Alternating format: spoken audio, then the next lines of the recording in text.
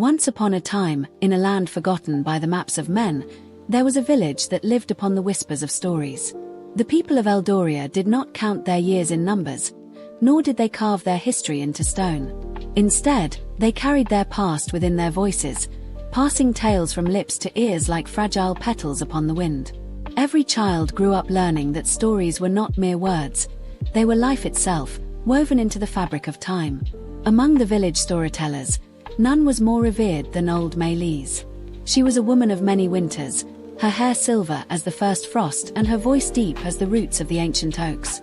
To the children, she was a magician, spinning tales so vivid they could almost see the colors dancing in the air. To the elders, she was a keeper of truth, for Maylise held the last whispers of stories long past, ones that could no longer be heard anywhere else. Yet, as all things do, even stories fade. And so it was that a great fear settled upon Eldoria. What would happen when Maylise was no more? No other lips knew the fullness of her tales. No other heart beat with the rhythm of ancient words as hers did. It was then that a young girl, Ilara, decided that she would not let the stories be lost. Ilara was no more than 14 summers old, but her spirit burned bright as the stars above the night sky. She had listened to Maylise since before she could walk, clinging to every word with the hunger of a soul seeking purpose. While the other children played in the fields or chased fireflies through the dusk, Ilara sat at the storyteller's feet, memorizing each tale, each inflection, each pause pregnant with meaning. One evening, as the setting sun painted the sky in hues of amber and rose, Ilara approached Maylise with a heart full of determination. "Maylise," she said, her voice steady, "I want to learn the former story." A hush fell over the gathered villagers. The former story was the oldest tale, the one that held the very foundation of Eldoria.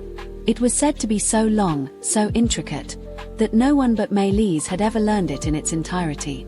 The old storyteller gazed at Ilara with eyes that had seen many lifetimes of stories unfold. She said nothing at first, only watching, searching for something in the girl's spirit. Then, with a slow nod, she motioned for Ilara to sit beside her.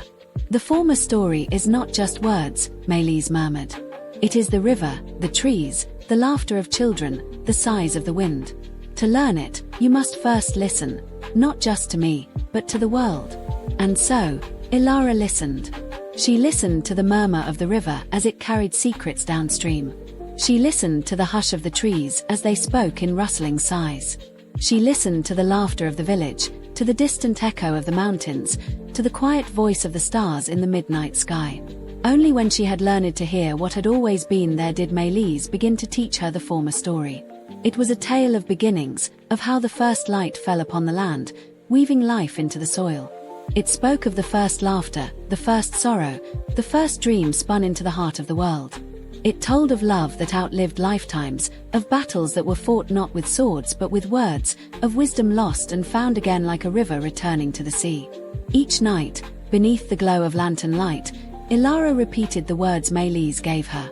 At first, she stumbled, for the story was vast, deeper than any ocean. But as days turned to weeks, and weeks to months, the former story became a part of her, sinking into her very bones like roots into fertile earth. Then, one morning, Maylise did not wake. The village mourned, their grief a silent snowfall over their hearts. Yet, when evening came, and the people gathered in the square, Ilara stepped forward.